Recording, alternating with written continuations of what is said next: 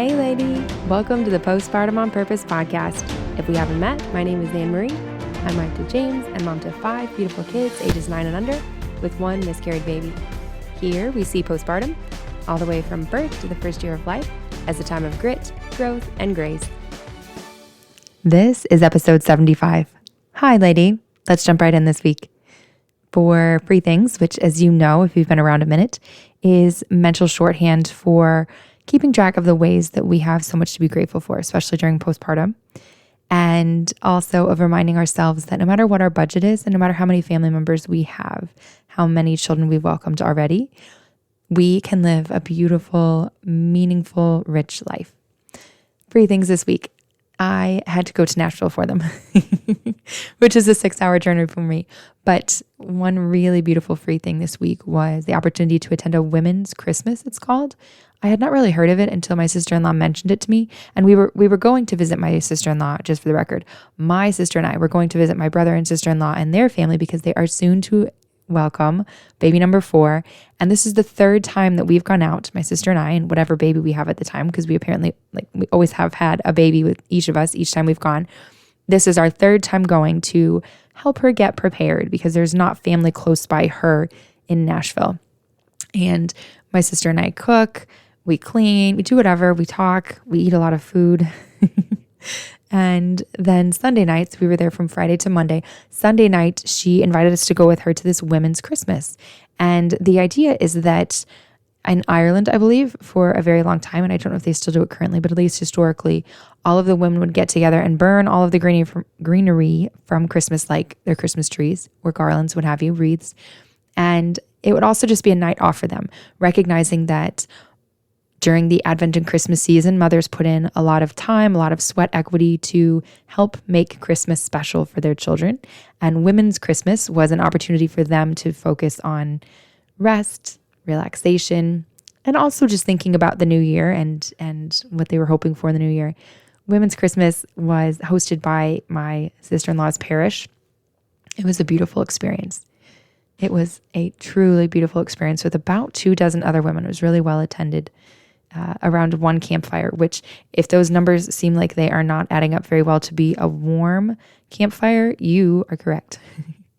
But the free thing was just the gift of community and solidarity, which is even more beautiful because it was with women almost exclusively who I didn't know. And then the one small change for this week was just implementing, and this will sound so funny to you listeners who are introverts.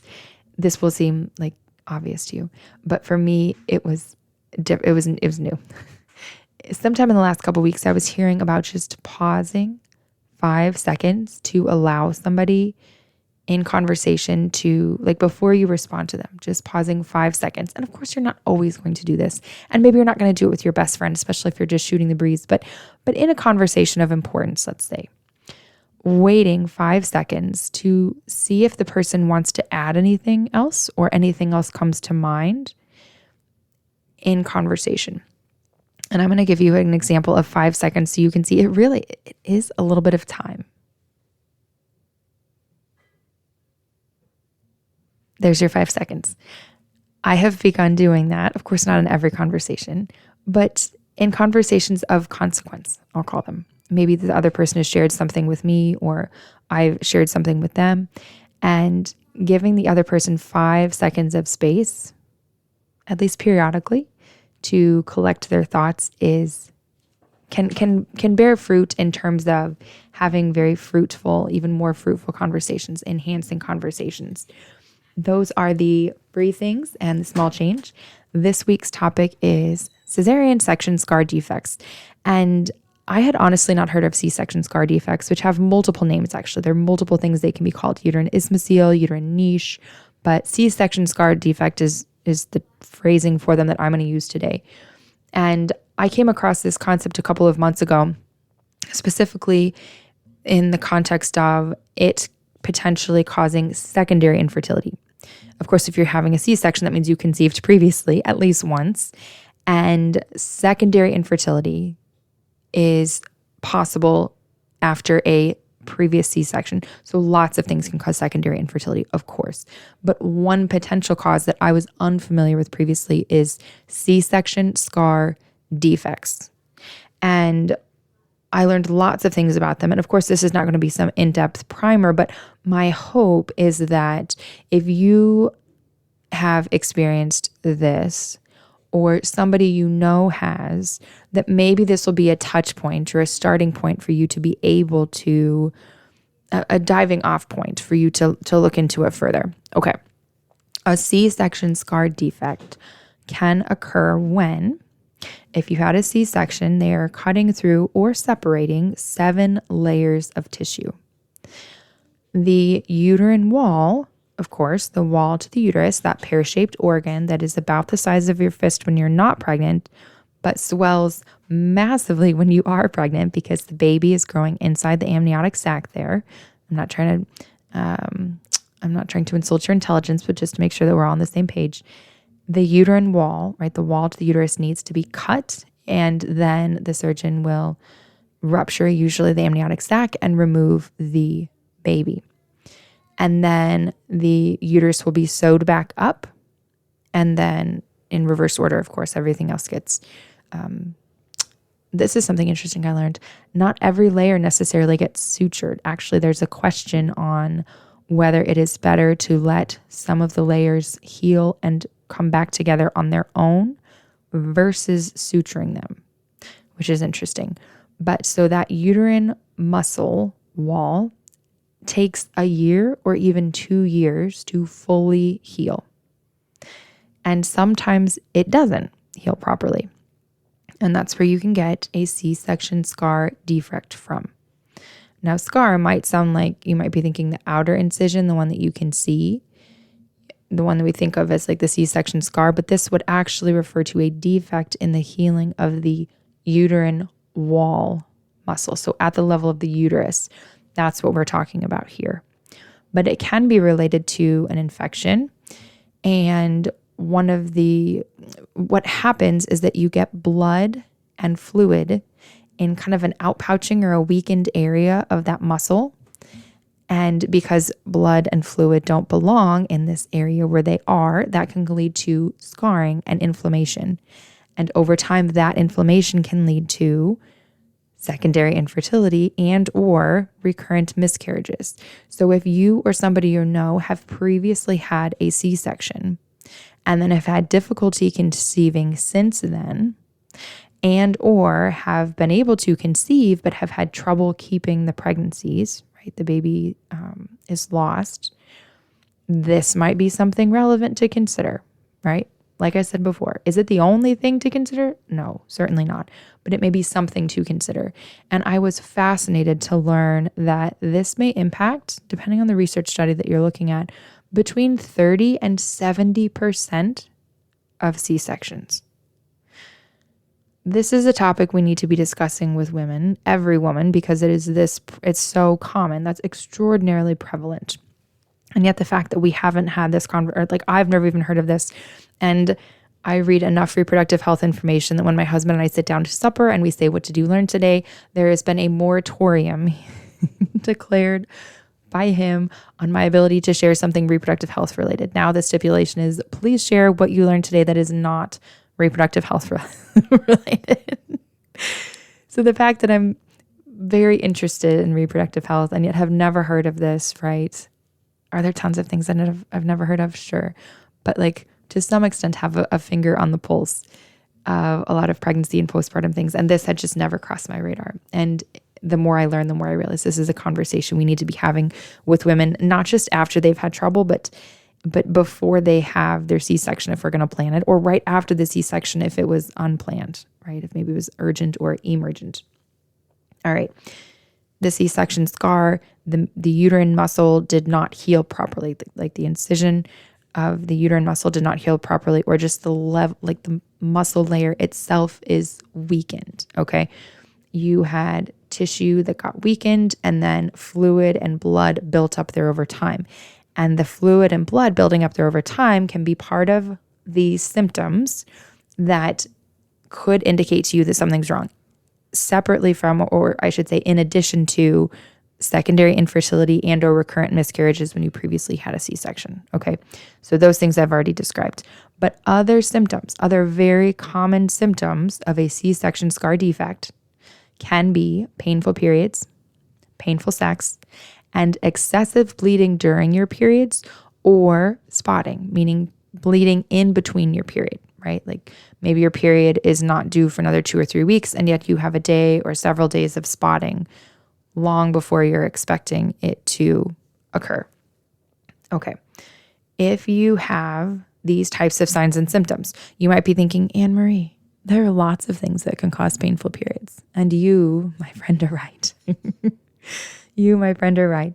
Which is, again, yes, we recognize that lots of different things can be contributing to reproductive health problems. We recognize that these are not symptoms that only mean these things. But when we start to see a cluster of these things, like, oh yeah, I have had a C-section, or maybe I've had 2 or 3 C-sections before, and then we've not been able to conceive since then.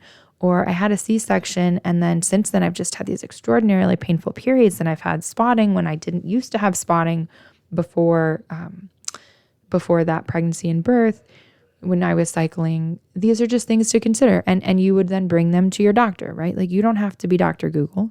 You can bring them to your OBGYN or your nurse practitioner, whomever it is that cares for you regarding your reproductive health. And they would generally start out with just a basic ultrasound, like you would have had done while you were pregnant. And if that ultrasound suggests that something with the uterine wall is looking funny, not quite right, then they can do a more specific, specialized type of ultrasound. It's called a saline infusion sonohysterogram. I believe I'm saying that correctly. You don't need to know all the specifics of that here. I will let you look that up on your own if you are so inclined. But just know that it is not difficult to diagnose it if you know what you're looking for. And the first step would be to do an ultrasound, just like a basic ultrasound. Now, I don't know that every doctor frequently does saline infusion sonohysterograms. So there's a resource that I'm going to link in the show notes that you can learn more about there. Once you've realized, okay, I have this, the next best question is, what can you do about it? Can it be treated? And the answer is yes, it can be treated. Surgery is how you fix a C-section scar defect, because you need that area to, first of all, be cleaned out. If you've got blood and fluid where they don't belong, causing pain, bleeding, other things potentially, inflammation, that needs to be drained and removed. And then you need it to be re-sutured, so re-stitched up, okay? And that tissue that was weak will need to be cut out as well. So you're getting new sewing up. You're getting some tissue removed probably from that weakened area, and then blood and or fluid drained. That can be done one of 2 ways, and maybe a combination of the 2 ways. So that would be up to your doctor. But just so you know, the very, very upper level, high level overview of what that could look like, it could either be laparoscopic, where you get the poke holes in your belly and they put a little scope in and either do the incisions, like the work directly, or have a robot assisted surgery. Or it could be hysteroscopic, which means they go through the vagina and cervix to do essentially the same thing. So are they going to access it through poke holes in your belly, or are they going to go up through the vagina? Those are the 2 different types of surgical options. And sometimes it might be a combination of both. What distinguishes laparoscopic versus hysteroscopic would be the size of the C-section scar defect. And then also if you are hoping to have more children again in the future. All of this to say, you're also probably thinking, okay, but can you prevent it? Wouldn't it be better if we could just prevent C-section scar defects in the first place? And the most obvious, single most important way that we can do that is by making sure that only medically necessary C-sections are done. Making sure that every C-section is a medically necessary C-section. That's the single most important thing we can do. And if a OBGYN or wouldn't be a midwife encouraging this, but if for some reason we're being told you need to have a C-section, then we just need to make sure that it's necessary, okay, that we've pushed back a little bit. Now, I'm not your doctor, and I'm not going to pretend or try to go into all the different cases of why you might need a C-section or not. I'm just saying that as the mom, you have every right to have healthy skepticism, meaning, do we have any other options? What alternatives are there? What are the risks if we don't have a C-section? So not trying to say don't have one or do have one, but just simply trying to say, because it is a major abdominal surgery and has certain complications that can occur, C-sections can't have complications that can occur, it's always okay as a mom to have a healthy dose of skepticism and just say, hey, let's make sure all the heads in the room are on the same page. Let's put our heads together. Is this necessary? All right.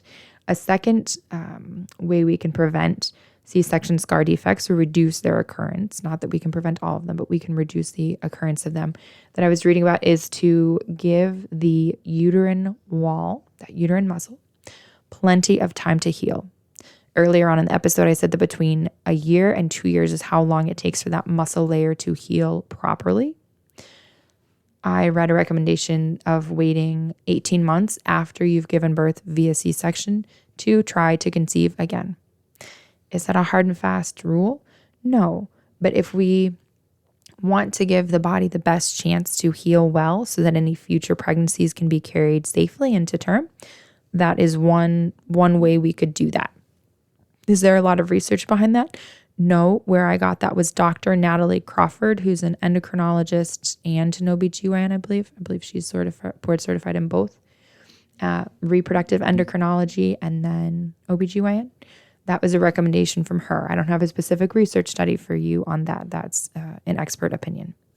And then there are a few factors that are associated with increased risk, and they include smoking, diabetes, and obesity.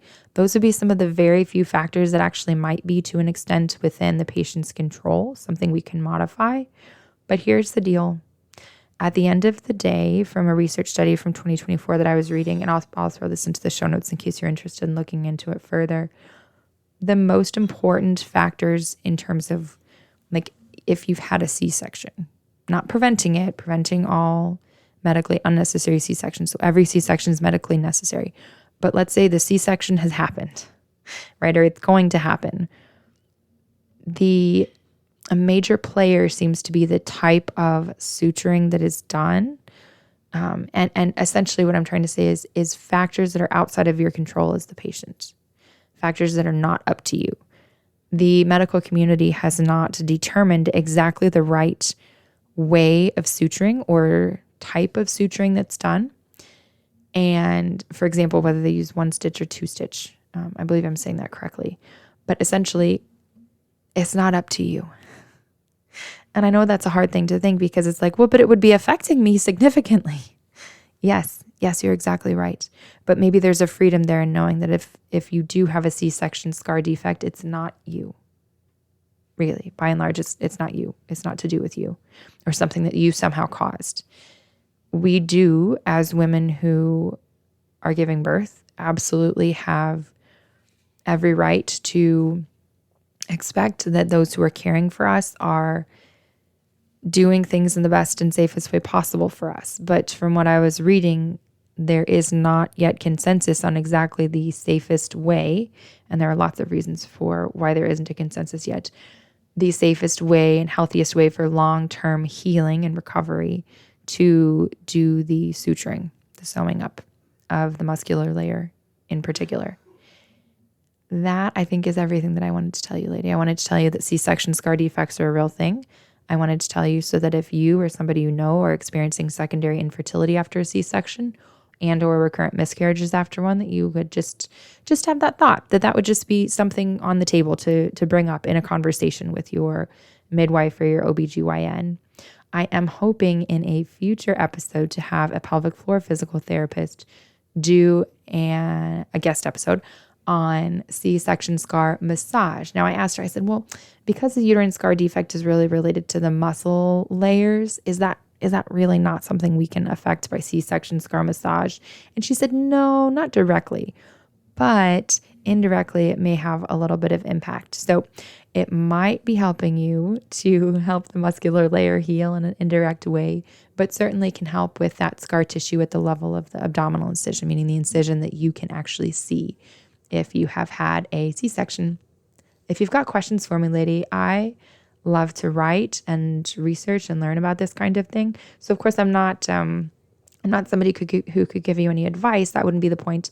But if you would like to know like more resources, more of where I looked to learn everything that I shared with you today, just let me know at Annemarie@postpartumonpurpose.com.